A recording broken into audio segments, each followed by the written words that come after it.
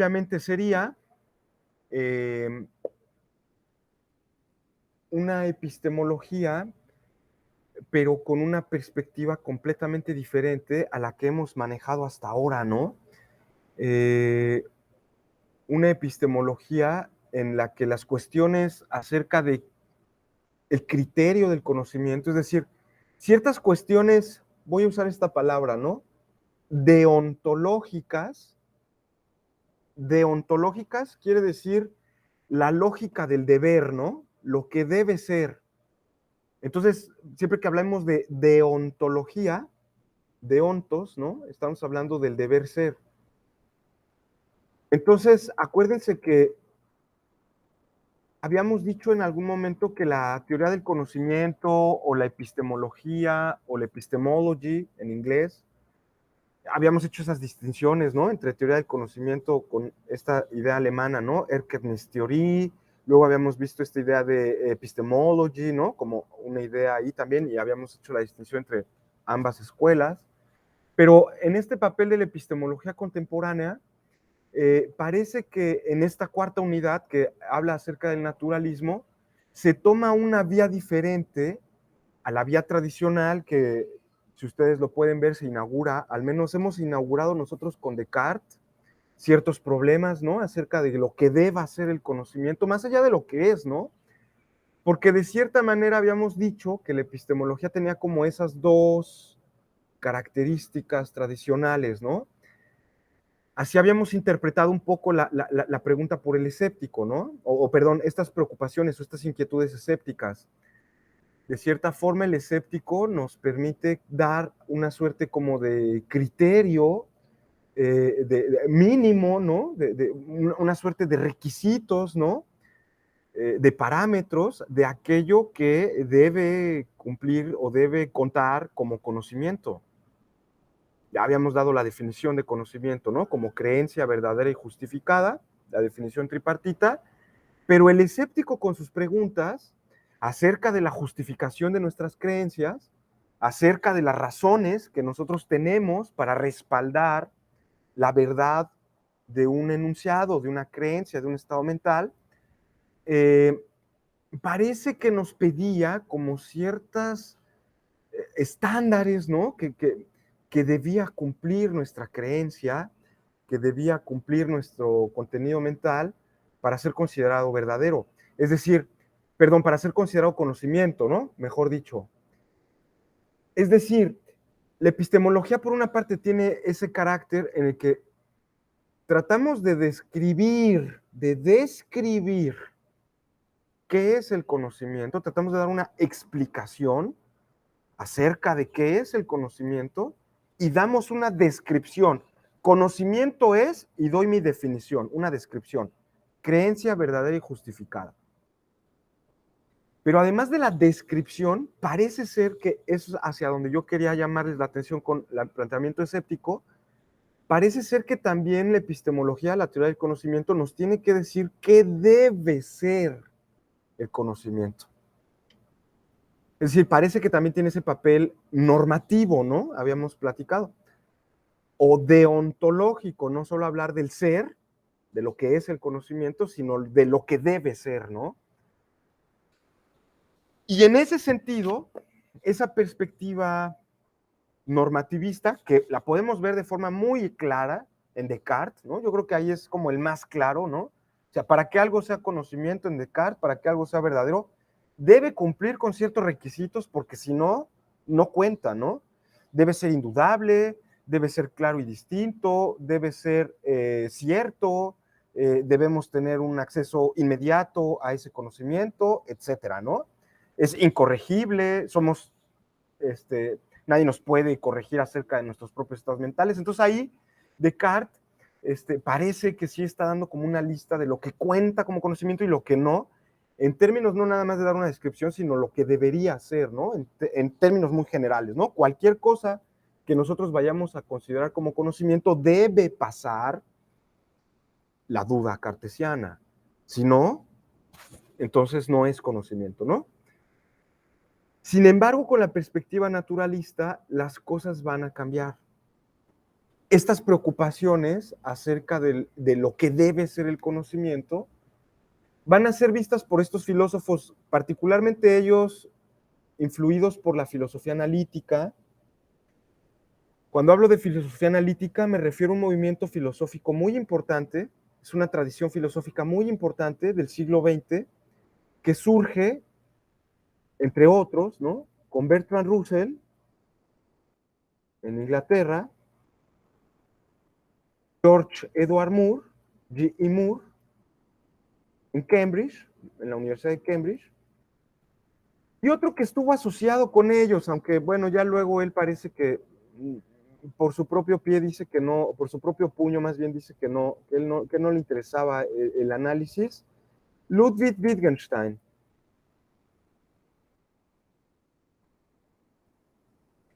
Ojo, aquí quiero hacer un énfasis, precisión. A veces, en términos de la historia de la filosofía, se suele confundir mucho la llamada filosofía analítica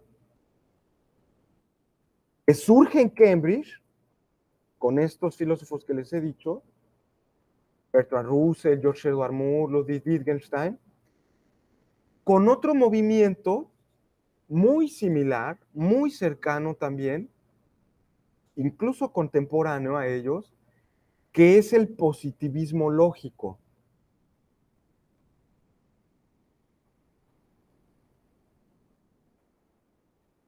También el positivismo lógico, aquí les voy a citar algunas obras de Alfred Jules Ayer, Alfred Jules Ayer. Ayer tiene un libro que así se llama, es una antología muy clásica que se llama El positivismo lógico. Esto lo edita en español el Fondo de Cultura Económica. Sin embargo, hace ya muchos años que no lo venden en términos físicos, pero por ahí si me presionan yo se lo subo al ratito a su WhatsApp para que ustedes lo bajen, ¿no? Este positivismo lógico. Ojo, no confundir este movimiento con la filosofía del análisis, la filosofía analítica. Aquí les voy a recomendar respecto a la filosofía analítica otro libro. Hay un filósofo sí analítico que se llama Abram Stroll, es un filósofo inglés, Abram Stroll, cuyo libro se llama Historia de la filosofía analítica en el siglo XX.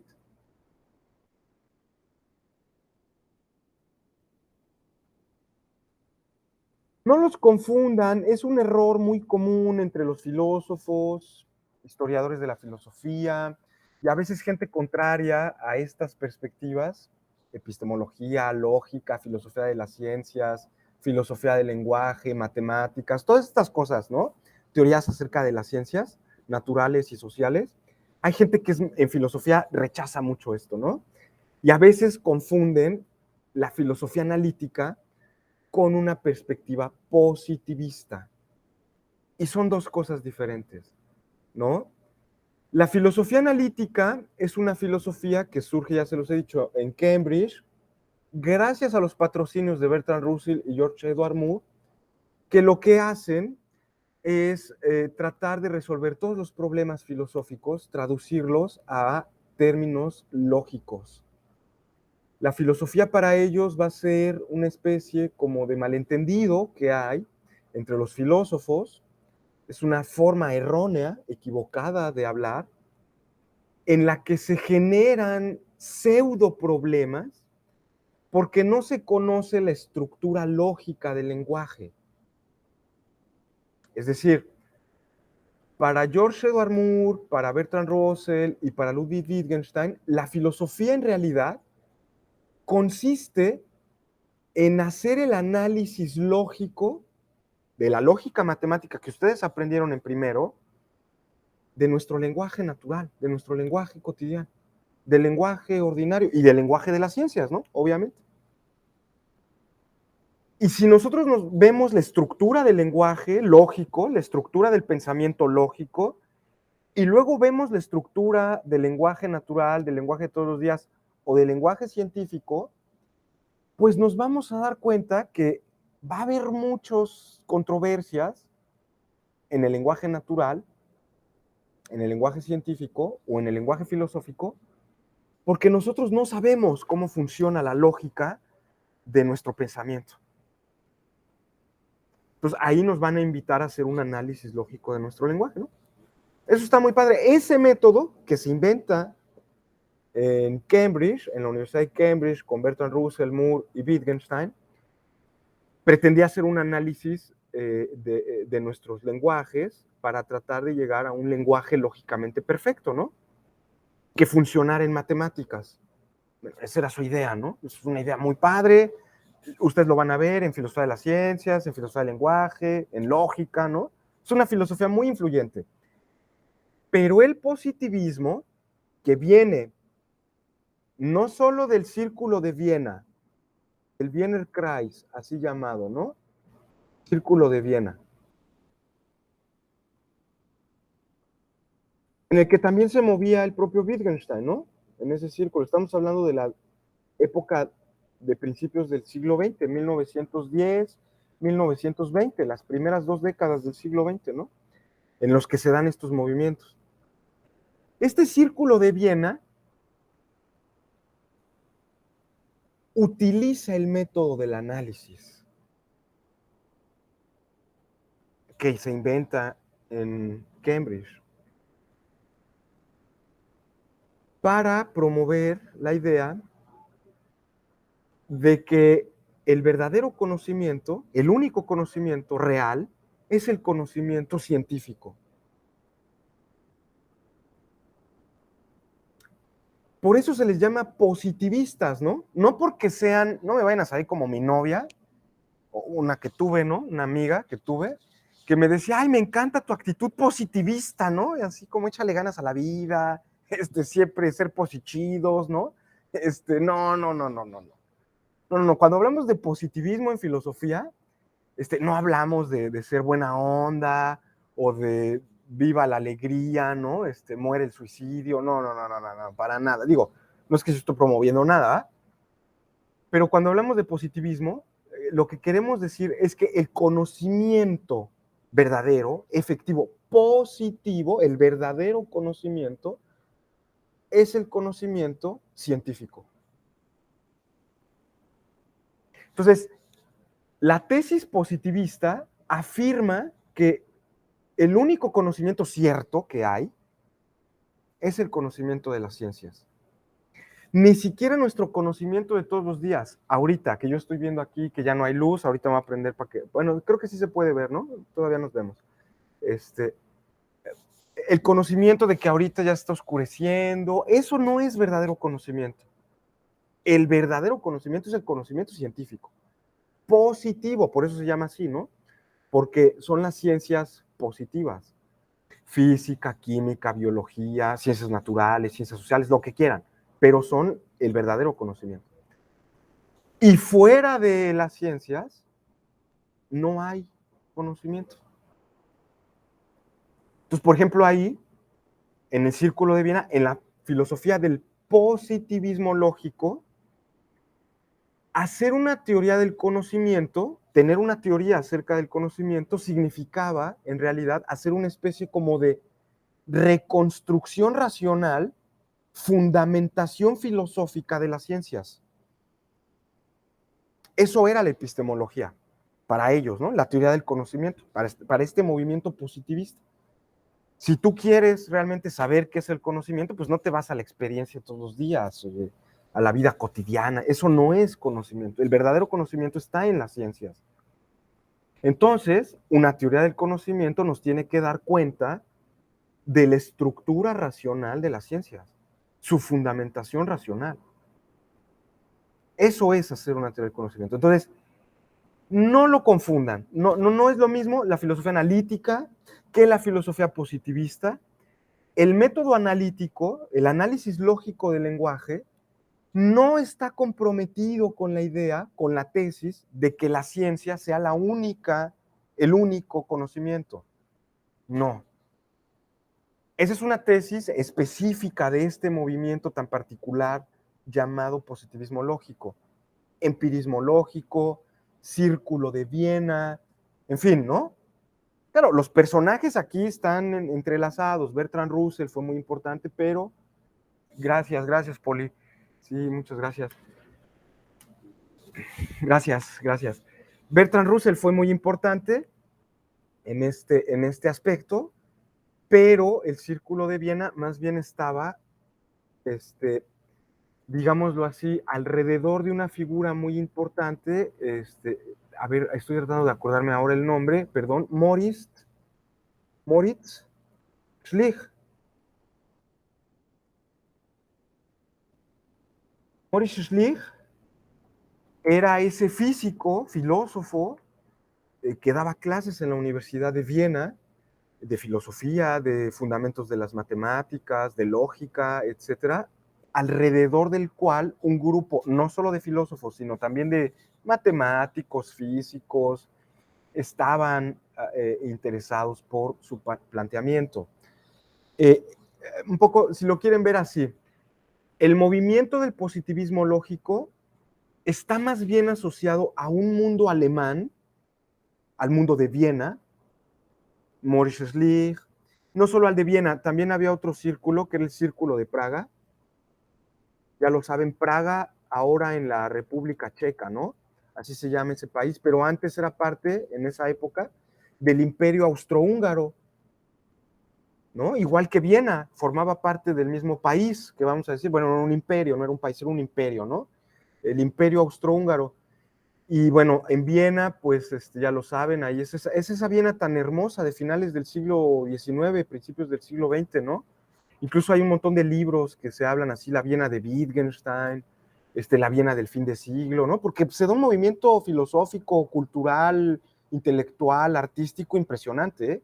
Impresionante. Para mí es como de las etapas de la civilización humana más interesantes que se han vivido en la modernidad. He de decirlo personalmente, es mi etapa cultural más favorita en el mundo, la verdad. Está Oskar Kokoschka en la pintura, está Gustav Klimt, ¿no? Ustedes lo saben, el gran pintor Gustav Klimt, que pintó a la hermana de Wittgenstein, hizo un retrato sobre ella, ¿no? Oskar Kokoschka.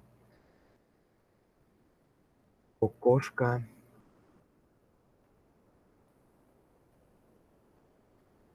Bueno, ¿qué decir de Arnold Schoenberg, por ejemplo, en música, ¿no? Arnold Schoenberg.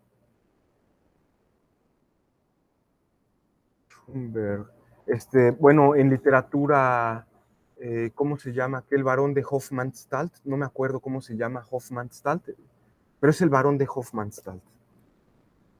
Hofmannsthal.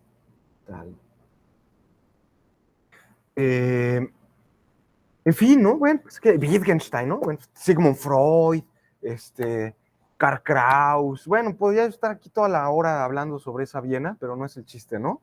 El Círculo de Viena, pues ahí tiene Moritz Schlick, Hans Reichenbach. Incluso, fíjense, había un círculo positivista, también no solo en la ciudad de Praga, sino también estaba el Círculo de Berlín. Eran 3 ciudades alemanas no porque fueran del país Alemania, ¿no? Sino alemanas en el sentido de la cultura lingüística, la cultura, ya lo saben ustedes, por ejemplo, Franz Kafka, que era de Praga, él vivió en Praga, él era judío, sí, pero hablaba alemán, ¿no? Era de cultura alemana, por decirlo, ¿no? Entonces, en ese sentido también, ¿no? Bueno, piensen que en Berlín estaba en esa época Albert Einstein, y Albert Einstein conoce a estos filósofos, porque muchos de ellos, particularmente un filósofo muy importante llamado Hans Reichenbach, perdonen por todo este rodeo, Hans Reichenbach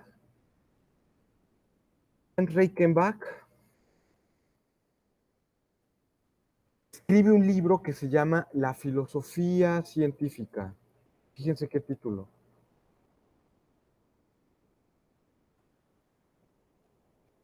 Y en ese libro, Hans Reichenbach defiende la perspectiva einsteiniana del universo, ¿no? O sea, Hans Reichenbach era un físico, él conocía la teoría de la relatividad de Einstein, ¿no? Y la teoría de, digámoslo así, el electromagnetismo de Maxwell y todas estas cosas, pues él era filósofo, sí, pero también era un científico. Entonces, bueno, no los confundan. La filosofía analítica no está comprometida con este amor, yo diría incluso a veces idolatría, muy, muy perversa a veces frente a las ciencias, ¿no? No es lo mismo ser analítico que ser positivista, ¿no? A pesar de que el positivismo, en sus épocas primarias, en sus épocas de origen, el positivismo lógico, utiliza el método del análisis lógico del lenguaje para llevar a cabo sus proyectos filosóficos. Pero el análisis filosófico no se reduce solo en términos lingüísticos a las cuestiones del conocimiento. Podemos hacer análisis lógico, lingüístico, de cualquier cosa, no solo del conocimiento, no solo de las ciencias. Hay filosofía analítica del arte, qué significa el arte, qué significa lo bello, qué es, filosofía analítica. Hay filosofía analítica de la política, es decir, hay muchas, es una gran escuela, ¿no? La filosofía analítica. Bueno, dicho todo esto, porque justamente en esas controversias, en esa historia de la filosofía analítica, el naturalismo juega un papel muy relevante para la comprensión del conocimiento.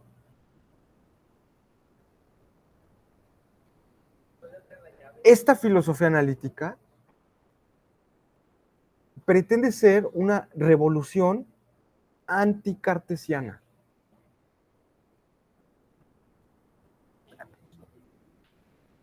Ya lo habíamos visto, ¿no? De alguna manera Descartes representa de cierta forma una revolución en metafísica, ¿no? Con su idea del cogito, con su idea de la conciencia, con su idea del sujeto. Y con la epistemología y la metafísica que propone, ¿no? Sin embargo, la epistemología naturalista va a ser un ataque contra la noción cartesiana de conocimiento, contra la noción cartesiana de conciencia y contra la noción cartesiana de mente. No de mente de estar loco, ¿no? No de demente, ¿no? Sino de conciencia, de mente.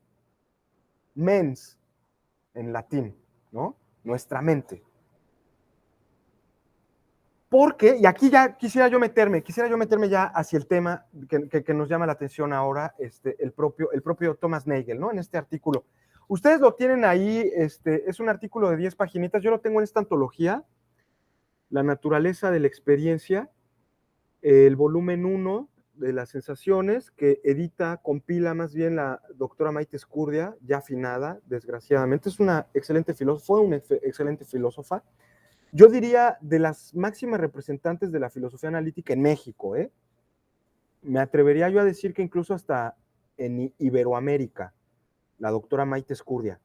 Y Olbeth Hansberg, también una filósofa muy preocupada por cuestiones de filosofía de la mente y filosofía de las emociones. La doctora Olbeth Hansberg acaba de publicar también hace poquito tiempo un trabajo acerca de filosofía de las emociones, ¿no? Para que no se crean que nada más pura razón y pura de esa cosa, también los filósofos, digo, pues estamos preocupados por las emociones, ¿no? A esto le llamamos filosofía de la psicología, de cierta forma, ¿no? Bueno, yo lo tengo acá, tengo mi articulito sobre qué es ser un murciélago, what is to be like a bat, ¿no? ¿Qué se siente ser un murciélago? Y quisiera ya comentar entonces con algo, justamente en esta crítica hacia la que se empieza a correr la filosofía analítica, la filosofía a la que pertenece el propio Thomas Nagel, respecto a las cuestiones de la mente y respecto a las cuestiones del conocimiento. Muy bien. Había dicho yo hace ratito, voy a hacer una especie de recapitulación. Había dicho yo hace ratito que estos naturalismos, esta filosofía naturalista, esta filosofía analítica, un poquito la epistemología más contemporánea, después del siglo XX, por ahí de la década de los 50, tiene como cierta reacción anticartesiana respecto a varios puntos, ¿no? En primer lugar, hay un punto que, digamos, es bastante importante que nosotros recordemos. Una de las consecuencias de la metafísica cartesiana es que una vez que ha pasado toda la duda, hemos pasado la primera meditación, etcétera, llegamos a la segunda meditación y a partir de ahí Descartes inaugura una especie de dualismo metafísico. ¿A qué voy con esto? Si ustedes se acuerdan, Descartes de pronto afirma en las meditaciones metafísicas que existen dos clases de sustancias, pero no nos confundamos. Existe, según él, la sustancia infinita, ¿se acuerdan? Esa es una clase de sustancia, según Descartes, ¿no? Nosotros tenemos una idea de esa sustancia infinita, ¿se acuerdan? Que además es una idea innata, ¿no? Ahí viene toda la argumentación acerca de demostrar la existencia de Dios de Descartes, ¿no? Con toda esta idea de la realidad formal de las ideas, realidad material de las ideas, en fin, estas cosas ahí que Descartes plantea en la tercera meditación. Pero de pronto dice, sí, de pronto tenemos las ideas de dos sustancias. Una sustancia infinita, ya lo sabemos, Dios, ¿no? Y tenemos la idea de sustancias finitas. Entonces, de entrada, para Descartes, por eso es dualista, hay una suerte de dos sustancias en la realidad, ¿no? Si uno pregunta qué hay, qué existe, Descartes nos podría decir, bueno, existe o hay una sustancia infinita y hay una sustancia finita. Finita, ¿no?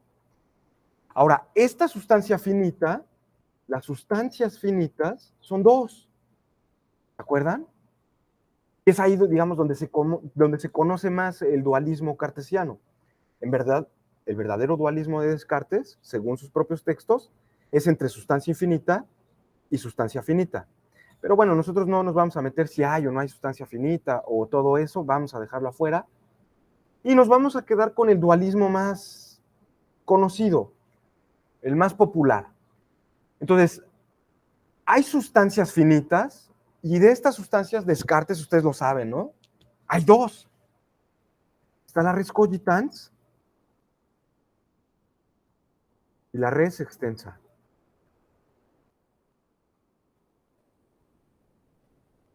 Parece algo muy inocente, yo sé que a lo mejor ya les tienen muy aburridos Descartes, pero no importa, no importa, es un filósofo que vamos a seguir viendo, ¿no?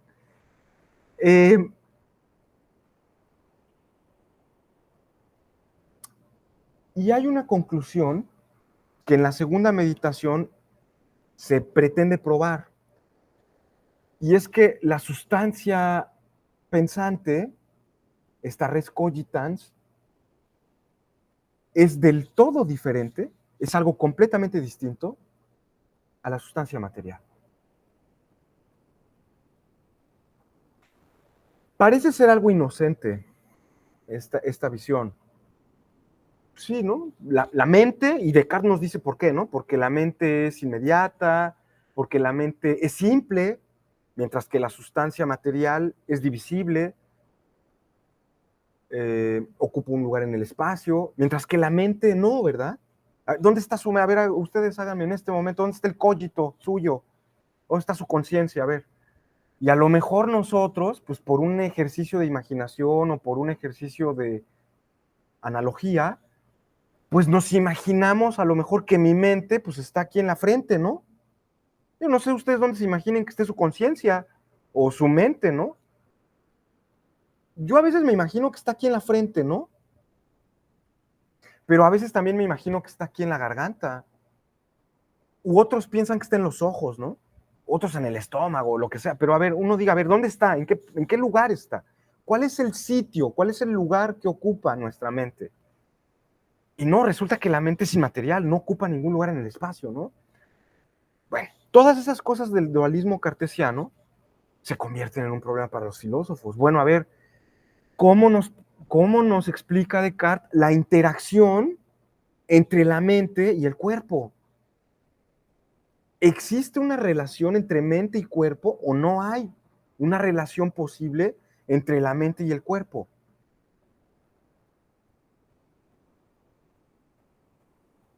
Y aquí va mi punto sobre el naturalismo y aquí va mi punto sobre la filosofía de Thomas Nagel, que no es su propia filosofía, pero es, digamos, la crítica que él va a hacer a la filosofía de su tiempo.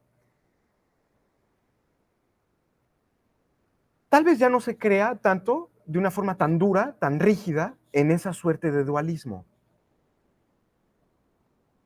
La perspectiva que él va a llamar reductivista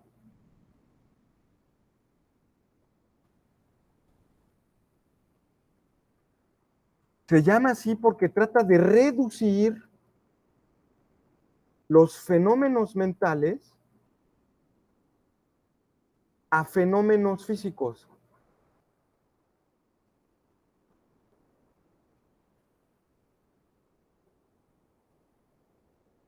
Es decir, nosotros podemos reducir todo nuestro lenguaje acerca de la mente, todo lo que hablamos acerca de la conciencia y a sus contenidos, a procesos físicos, químicos, biológicos, orgánicos de algún ser material.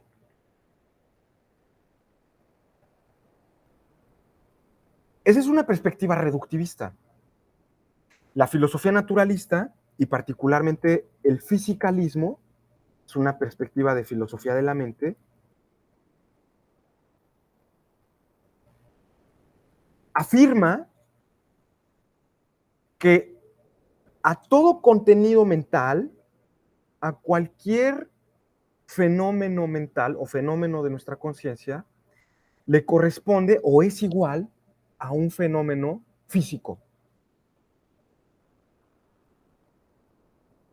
Les voy a poner un ejemplo, a ver si queda un poquito más claro. ¿Qué es lo que quiere decir el fisicalismo? ¿Qué es lo que quiere decir el reductivista? Contra el que va a estar Nagel. Contra el que va a estar Nagel. Pero ¿qué es lo que quiere decir el reductivismo? El fisicalista. Que a última instancia, ese cogito cartesiano no es otra cosa sino una serie de procesos físicos, químicos, orgánicos, biológicos, que se dan en el cerebro. Pues eso es lo que se cree, ¿no? Es un poco la imagen de las neurociencias, de las ciencias cognitivas, de la psicología del aprendizaje y todo esto, ¿no? Nuestra conciencia, nuestro yo pienso, nuestro cogito, puede ser reducido a una explicación material.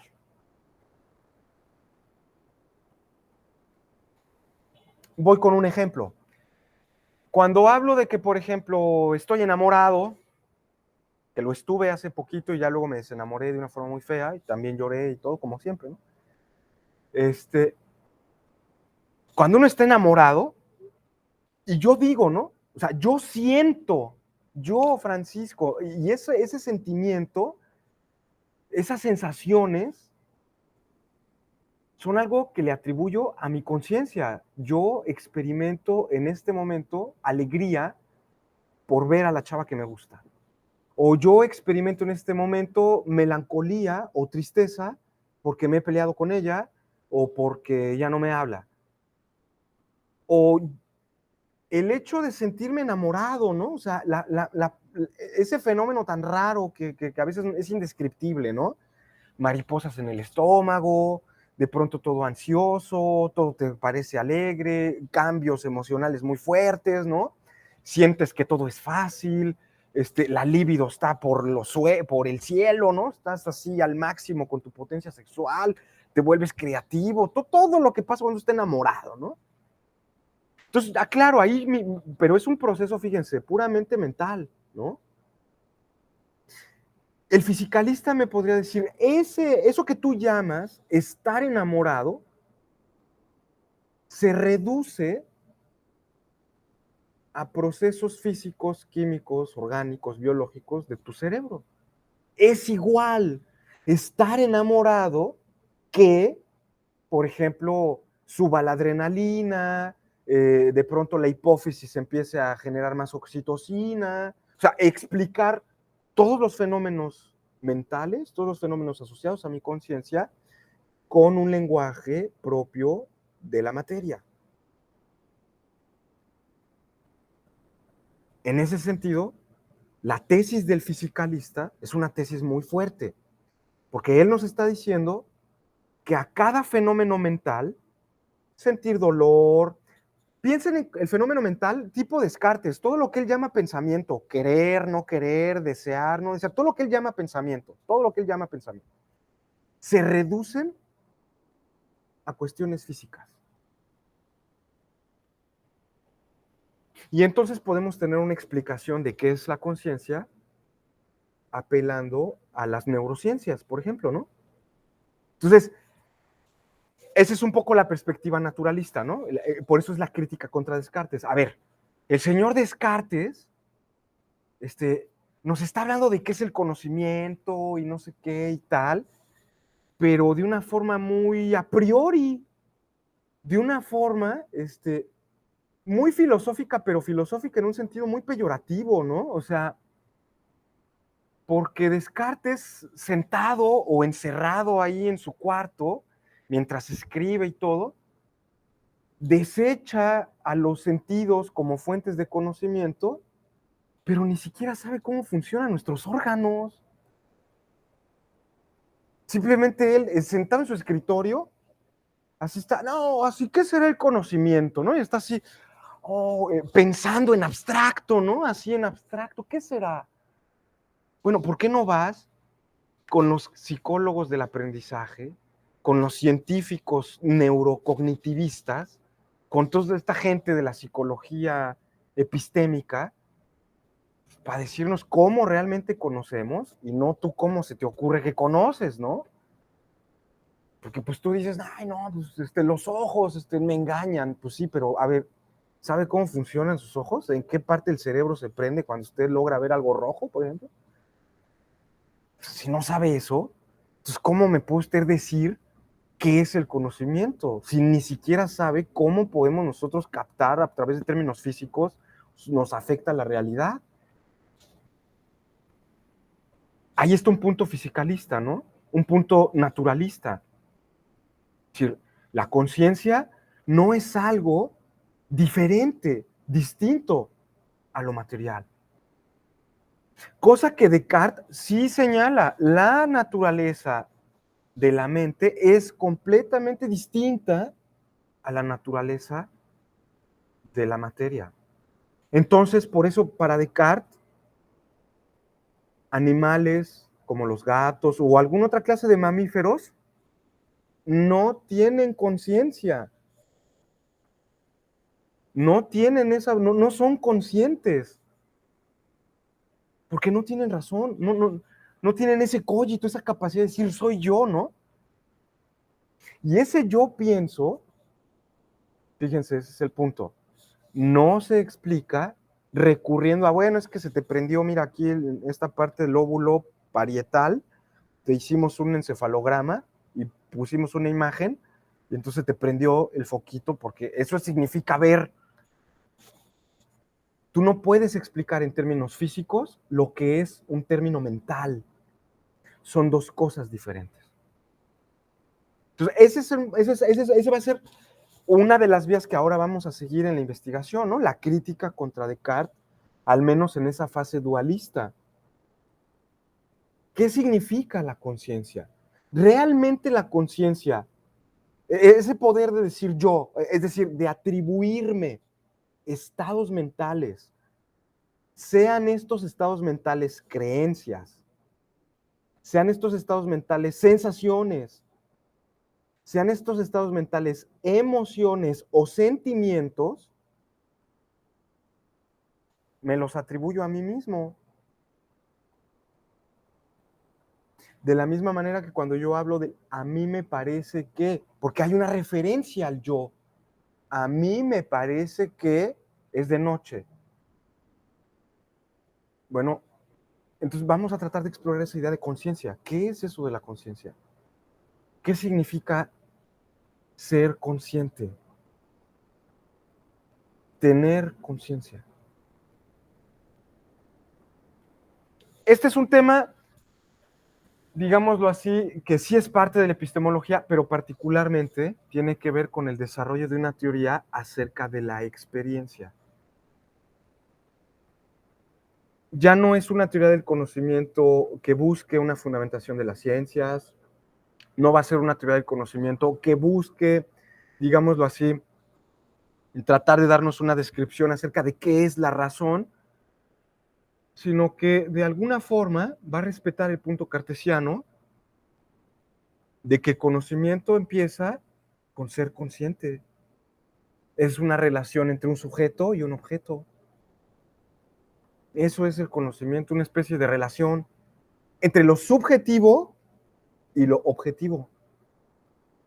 Y claro, el artículo de Thomas Nagel puede ser leído como una especie de reclamo de cuál es el carácter subjetivo de la experiencia. ¿Qué es lo de subjetivo que hay en la experiencia y cuál es aquel punto de vista objetivo que hay en la experiencia? Bueno, antes de pasar un poquito más allá y seguir un poco mi guión, me gustaría, no sé si tengan algún comentario sobre el texto de Nagel. El artículo realmente es muy corto, creo que es bastante breve, tiene también su experimento muy padre sobre los murciélagos. No sé qué les parezca, si tengan algún comentario, alguna duda, algo que me quieran decir sobre el artículo de Thomas Nagel. Si no, igual todavía tenemos un tiempecito. Ya voy viendo que están saliendo la gente, ya están vaciando aquí la escuela, entonces en un tiempecito todavía poder hablar acerca de esto, por favor. ¿Algún comentario que tengan sobre la lectura? No, profe, porque de hecho apenas si leí las primeras 2 páginas, perdón. Pero lo que he visto ahí es esta como que, bueno, lo que a mí me pareció una crítica, ¿no? Desde el principio está haciendo ver cómo los reduccionistas hacen mal. Es una crítica a estas como que analogías para explicar lo que no entendemos, pero a través de cosas que ya están científicamente probadas, que para él no tienen ninguna relación, pero que la gente utiliza como para cimentar algo en el aire, que realmente no es así. Eso es lo primero que vi que me llamó la atención, ¿no? Y qué hace esto de que genes, ADN y todo eso, el agua H2O me parece también, de lo que recuerdo, y habla de eso, de cómo él está en contra de que utilicen analogías con ciencia moderna y que la verdad no tienen nada que ver, que eso es como que la debilidad humana, ¿no? Buscarle una explicación desesperadamente basándose en algo que según conocen científicamente, pero que en realidad no es así. Sí, sí, muchas gracias, Daniela. Si Jordi, ¿tienes por ahí algún comentario? Si no, podría yo seguir. Porque justamente tiene que ver con la intención del artículo, ¿no? En todo caso, si por ahí tienes un comentario, Jordi, no lo dices o por ahí lo escribes. Pero el punto, fíjense,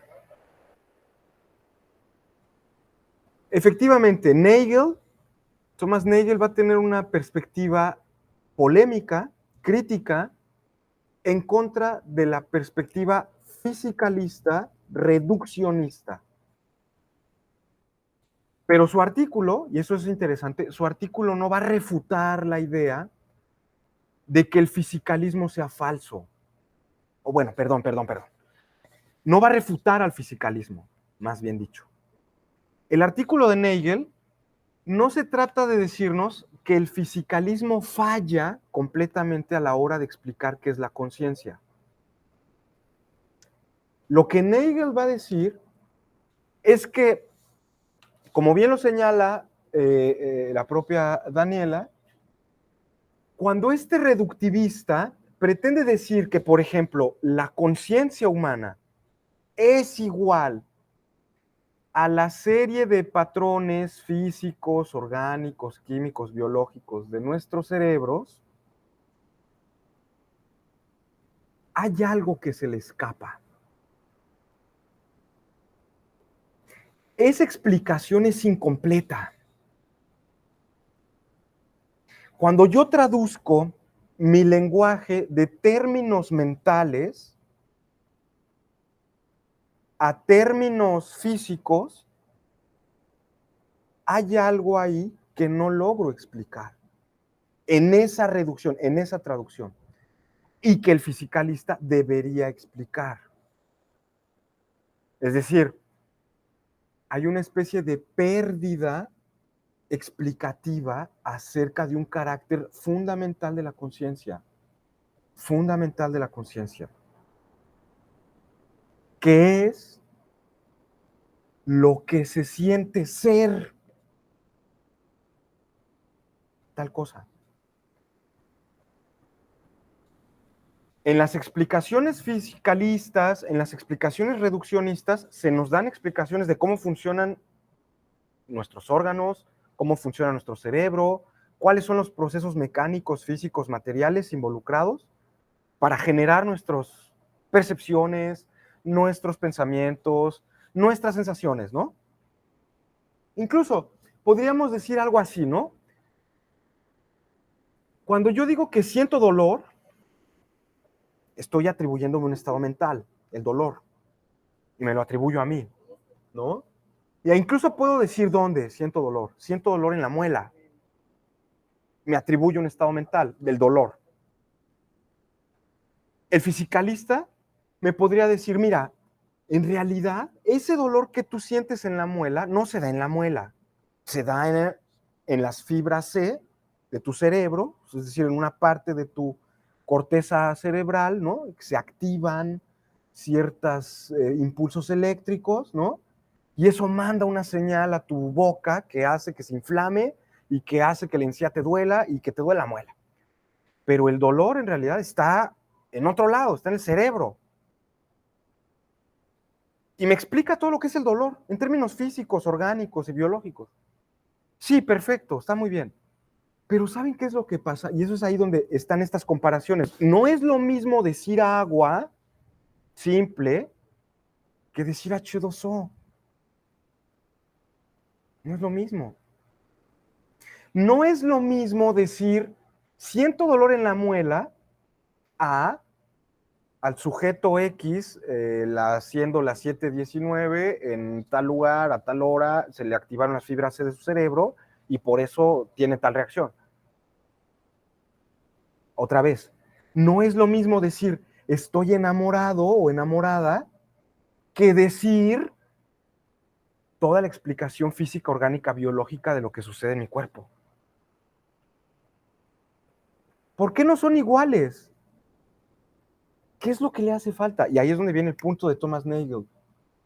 Es que estas explicaciones reductivistas, estas explicaciones fisicalistas, dejan de lado el punto central de la conciencia, que es justamente lo que se siente. ¿Qué se siente cuando tienes dolor?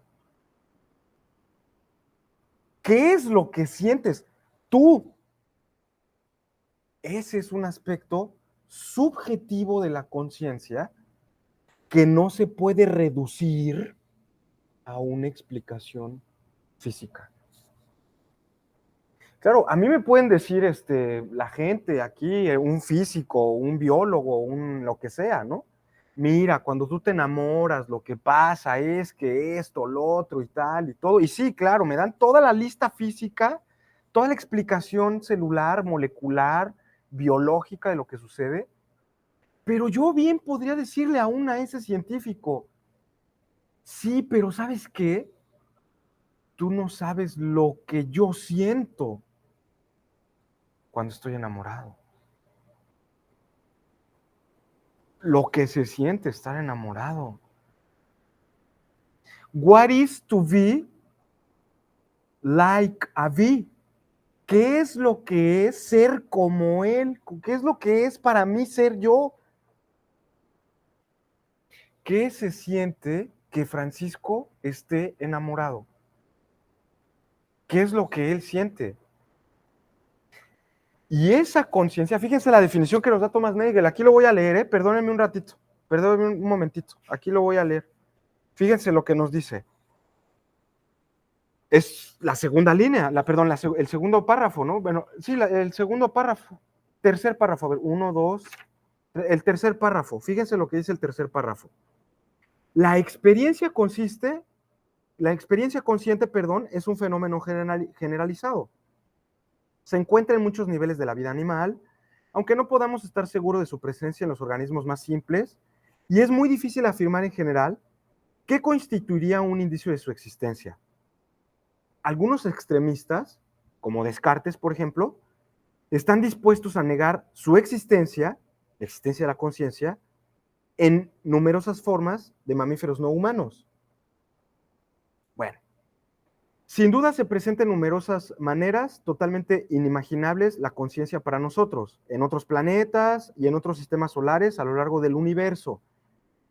Pero, al margen de cómo varíe la forma, el hecho de que un organismo tenga experiencias conscientes, es decir, que pueda remitir a sí mismo, yo, al aspecto subjetivo, yo soy consciente, ¿no? El hecho de que un organismo tenga experiencias conscientes significa básicamente que hay algo que es cómo ser él, cómo ser ese organismo. Podemos llamar a esto el carácter subjetivo de la experiencia. ¿Qué es lo que siente un murciélago al ser un murciélago? ¿Qué es lo que sienten los murciélagos? Para ellos, no para nosotros. Nosotros podemos tener explicaciones, ¿no? Sobre qué es lo que sienten. Bueno, pues tienen grandes orejas, tienen un sonar, no ven bien, y entonces el son, y ahí doy la explicación de qué es lo que ellos sienten, ¿no? Ellos sienten vibraciones, ¿no? Sí, pero ahí esa explicación yo le estoy dando cómo es para mí, no para ese organismo vivo ser él mismo un murciélago. No sé si me explico. Cuando yo explico cómo sienten, cuál es la forma en la que los murciélagos captan la realidad y cómo toman ellos sus ideas, cómo ellos capturan, ¿no? A partir de la interacción con el exterior, sus contenidos mentales, porque son conscientes de que frente a ellos hay un árbol, por ejemplo, y se pueden hacer un lado, pues lo saben, ¿no? De cierta forma. ¿Cómo lo saben? Y entonces yo doy mi teoría física, ¿no? Ah, bueno, es que tienen un sonar y tal. Sí, pero ¿tú has sentido ese sonar? O sea, ¿tú sientes como ellos sienten? ¿Qué es para el murciélago ser él mismo? ¿Podría una teoría física decírnoslo? Y la respuesta de Thomas Nagel es que no. Bueno, no por ahora. No para siempre. No, no por ahora.